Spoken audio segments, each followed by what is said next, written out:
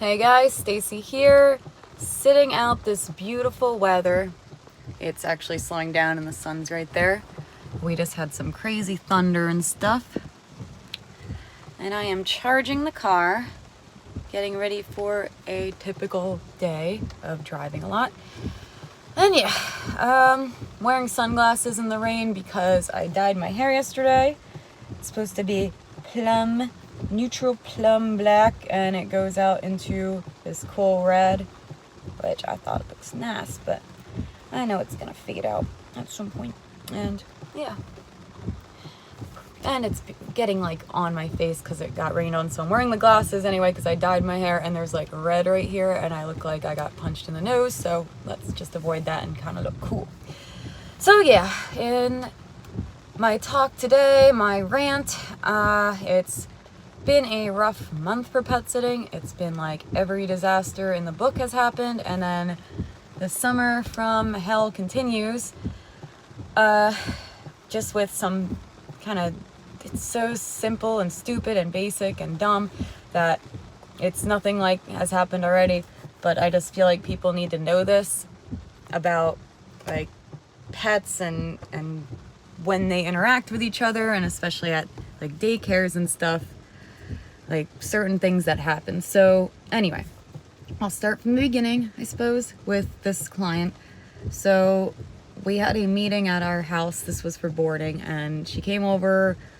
It was kind of difficult working with her schedule because I don't know, it was just, she was like only off when I'm working, which is usually in the midday, so she came at the end of that when I got back from dog walk. So she didn't bring her dogs over and just saw the house and was like, cool, we'll book with you. So we're like, yay, okay. 2 small dogs, a Pomeranian and a Shiba Inu. And the Pomeranian is like deathly afraid of storms and kind of gets like yippy and snappy when a storm is going on, like thunder, and kind of like was antagonizing dogs when that happened because he tried to like attack the storm. But we'll get to that. So that was really the only issue with that dog, and the Shiba Inu was a sweetie. So she drops him off with my husband, I guess, and you know, that we'll get to later. Drops him off, and like a day later into the stay, she's like, can I have some pictures? So I sent her pictures of the dogs with the other dogs. Everything's going good. And like maybe midway through the stay, I noticed the Pomeranian had like eye crust, like some kind of mucus looking crust, and I was like, I'm not gonna pick at it. It might just like pull the fur out and then I'll get in big trouble. So anyway, I send more pictures, and I'm like, sorry I haven't been sending many. Here's some, they're doing great, yada yada. I said like Milo really hates the storms. That was the Pomeranian. Milo hates storms, and you know, he's been sitting on my lap during them. I'm trying to console him and all that, and she didn't respond to that, so I assume she was like mad for some reason, because she did ask for pictures 2 days prior. I sent them, and you can just tell with some people. So the real way I could tell though that she was like kind of passive aggressive-ish is like when it came to dropping the dogs off, she was like, what time works for you today for drop off? And I'm like, anytime after 10 a.m. is usually good, because we run around in the morning and stuff. I'm not just sleeping in. We have dog walks and pickups and things like that. So she's like, so she says, what time works for you? Like leaving the ball in my court. And I'm like, after 10. And then she's like, oh, well, we have a flight that leaves at 10, so it has to be before that. And I'm like, why didn't you say that to start? And I would have said, we'll be home at whatever time you want, you know? And then when she picked up, she said, oh, when works for you? I'm like, I'm home for sure in the next hour. I'm like, oh God, she's probably gonna have a problem with that. But no, she was like, I'll be right there, because she lives up the street. So coffee break. This is becoming a long story to get to my point.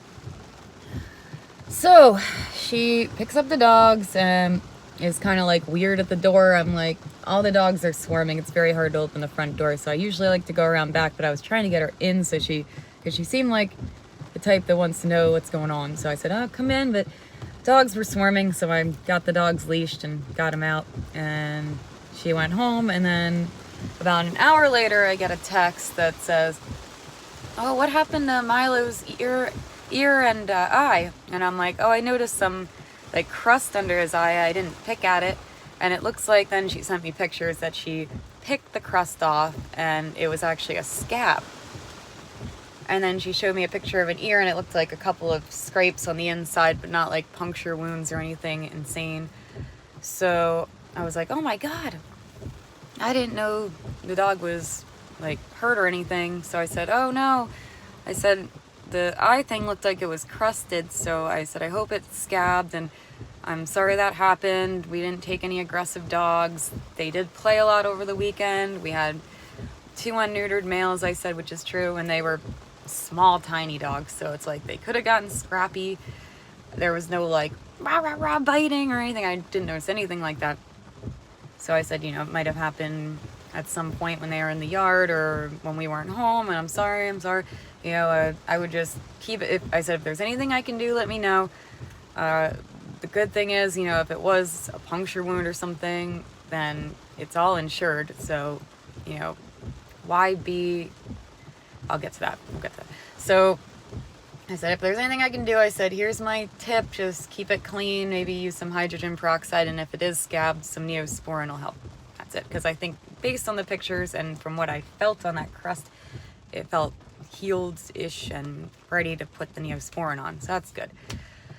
So, she doesn't respond to my sorry and my heartfelt apology that happened at our house and everything. And instead, she, of course, this is a millennial like me, but, passive aggressively, instead of just saying, oh, thank you for your concern, blah, blah, blah, she decides to write this, review. And it's just thank God it got cut off. Something she must have not submitted it right. It was just when I dropped off the dogs, it felt weird because her husband didn't know if it was daycare or boarding. And then it says, I didn't get, and then it just cuts off. And I need to check on a web page because I was on my phone. I didn't get. So I'm guessing she was complaining about the pictures, even though I sent 5 over a 3-night, might have been 3 or 4 night stay. So 5, it's average picture a day. So I'm that's reasonable, I think, on my end, but you could tell me if I'm wrong. And if she wanted more pictures, she could have just said something. That's what I always say, if you really want something, just ask for it instead of being passive aggressive. It just hurts you in the end because you get all anxious and just say what you want. Okay, so but now I know, make sure if they want 5 pictures a day instead of during the whole stay, I'm gonna start really prying people for that information. So the review got cut off, but I see that she wrote that, and right now it's storming, and I actually thought about the dog, and I sent her a picture that I didn't send during the stay. See, I had a little ace card, and it was the picture of the dog on my lap during a storm, and me comforting him, and I'm see, I do care, and I'm not a horrible, evil person for your dog getting a cut. So now the whole point of all this is for me to say that when dogs play, when they go to daycare, when they go to a dog park or something, they sometimes, oh my God, sometimes they get a scratch. Sometimes their paws get worn on the ground. Sometimes, fur gets tousled or messed up, or they get dirty. Heaven forbid. We do offer bathing. We've had people complain my dog came home dirty. Now, when they're out playing with dogs and that's what they like to do and that's what dogs do, they get dirty. But we do charge for bathing, so people prefer to complain and want things on the house. But this just bothered me because, yes, in the end, all I want to say is yes, dogs will get scrapes and cuts and stuff. Now, if it was a puncture wound or something that needed stitches, something big, I'd be okay, that's probably a dog that's playing too rough. But in this case, it looked like little nicks, and this dog wasn't the most calm dog ever too. This dog was scrappy, like I was saying, and especially during storms would start barking and blah, and I saw him play with the other dogs and he was nyeh, nyeh, so this dog isn't perfect either, and I'm just blown away. So I did send her a picture and I said I hope he's doing okay and that everything's okay, and and also, I was saying before, in the end, the whole thing's insured if he did need to go to the vet. So it's why get so mad about something that dogs do? Dogs will be dogs. Just talk to me and we can work out making a claim if it's that bad of an injury. If she was mad I didn't notice it, it's like I did say I noticed the crust, but I didn't pick it. And that means like it was healed, which is good.